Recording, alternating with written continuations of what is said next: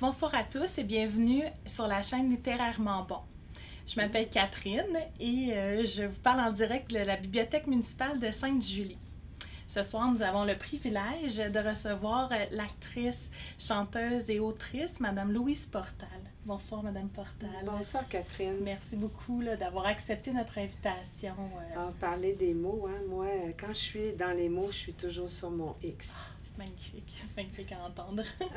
Donc, vous avez écrit à la fois du théâtre, la littérature jeunesse, vous avez participé à des collectifs, vous avez écrit 13 livres, dont le plus récent, Seules ces femmes que j'aime. J'ai 20 publications. 20 publications, si on compte avec le théâtre. Et avec les chansons que j'ai publiées. Effectivement, wow, super. Donc, le plus récent, Seules ces femmes que j'aime, qui est paru en 2019 aux éditions Druide, est vraiment un hommage très touchant que vous avez fait à 15 femmes inspirantes qui étaient à la fois fortes et fragiles, comme vous les avez si bien décrites. En fait, je voulais savoir comment vous avez abordé l'écriture de ces textes qui sont sous la forme de nouvelles littéraires. Oui. Alors que j'imagine que l'écriture de romans diffère de celle de nouvelles littéraires. Oui. Vous avez rendu des hommages tellement riches en si peu de mots. Oui, mais en fait, c'est des portraits. Au fond, j'ai par les mots, comme si j'avais fait une toile qui représentait chacune de ces femmes-là, avec des traits, avec beaucoup de délicatesse et de tendresse, parce que c'est ça qu'elles m'inspirent, ces femmes-là, à travers les écueils qu'elles ont traversés dans leur vie, que ce soit une peine d'amour, un licenciement du travail, une maladie, une rupture amoureuse, un deuil. Elles ont toujours réussi à rebondir. Et puis, rendu à mon âge vénérable, ma chère Catherine, je sais qu'on peut rebondir de tout, à peu près. C'est à nous de décider comment. Et la création est un outil exceptionnel pour, justement, adresser les épreuves de la vie et voir qu'est-ce qu'on peut faire après, parce qu'il y a toujours un après. Oui, c'est vraiment très inspirant de l'entendre. Justement, je voulais savoir, comme vous semblez très épanouie et vous êtes aussi polyvalente, vous avez dit en début que parler d'art et de... Vous étiez toujours sur votre X à ce moment-là. Donc, justement, qu'est-ce que vous apporte l'art dans votre vie? Alors, l'art, ça donne un sens à ma vie. Oui. Alors, que je dise les mots dans un téléroman ou dans un scénario de film, que je les chante en spectacle ou que je les écrive, je suis toujours dans la création. Et la création est un outil de connaissance de soi formidable. Puis en même temps, on crée. Hein? Donc, ça veut dire qu'on transpose quelque chose qui aurait pu être difficile, puis on en fait quelque chose.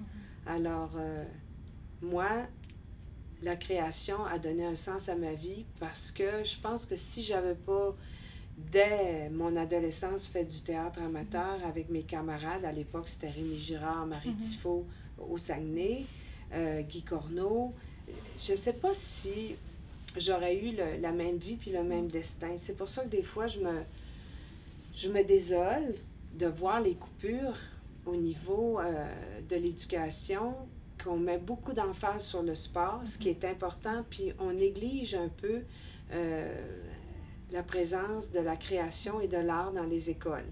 Mais là, ici, on ne se plaindra pas parce que c'est une bibliothèque absolument magnifique. Si vous n'êtes pas venu encore, là, venez. Vous êtes vraiment chanceux et c'est nécessaire. Puis maintenant, en plus, dans les bibliothèques, on peut consulter les magazines, le web, on peut faire plein de découvertes, on peut passer des heures. C'est Jacques Poulain, l'écrivain, qui disait que la nuit, il entendait plein de murmures dans les librairies parce que les livres se parlent entre eux. Oui. Donc, vraiment, donc je vois que l'art est vraiment très porteuse et elle est très porteur pour vous dans votre vie. Donc, oui. Et j'imagine que l'écriture influence votre jeu d'actrice et vice-versa. Je ne sais pas si... Bien, en fait, quand j'ai commencé à écrire des romans, mon premier vrai roman, c'est L'Enchanté, paru en 2001. Puis surtout quand j'ai écrit Cap au Nord en 2002, j'ai vraiment ressenti qu'il y avait une parenté entre incarner un personnage à l'écran puis l'incarner au bout de sa plume. Et ce que j'aimais beaucoup, c'est que dans l'écriture du roman, en fait, on devient la scénariste, la réalisatrice, on joue tous les rôles, on décide des décors, des costumes, puis ça coûte pas 2-3 millions. Alors ça m'a fascinée.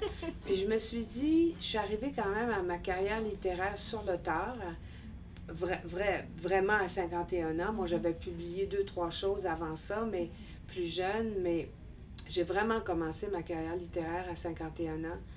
Puis pour moi, c'était comme une courbe normale, après avoir été une actrice déjà depuis 30 ans, d'arriver à l'écriture, parce qu'il ne faut pas oublier que j'ai un nom de plume. Hein? Portal, c'est le nom de plume de mon père. J'ai une plume tatouée sur mon avant-bras, donc je trouve toujours des plumes partout. Alors, il y a bien du monde qui perd des plumes, mais moi, je les ramasse. Et l'écriture est au cœur de mes jours, mais depuis que j'ai été pensionnaire à l'âge de 12 ans. J'ai toujours écrit mon journal. J'ai commencé il y a quelques jours mon 117e cahier. Puis moi, ben, je fais du scrapbooking depuis les années 60. Alors, ça fait partie de ma vie de prendre un temps chaque jour pour me déposer à travers les mots, par les mots, grâce aux mots. Et là, plus je vieillis, puis là, je fais beaucoup rire mon mari parce que j'arrête pas de dire, moi, je me pose, je me repose et je me dépose. Alors, c'est 3 mots qui ont pris beaucoup de place dans ma vie depuis quelques années. Et je trouve que c'est important parce que on court pas mal. Hein?